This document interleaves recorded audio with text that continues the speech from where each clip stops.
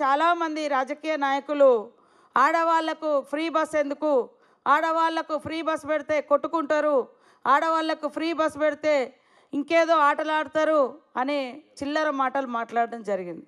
కాబట్టి ఇక్కడున్నటువంటి వాళ్ళందరూ దయచేసి రాజకీయాలు వేరు, మనకిచ్చే అటువంటి పథకం వేరు.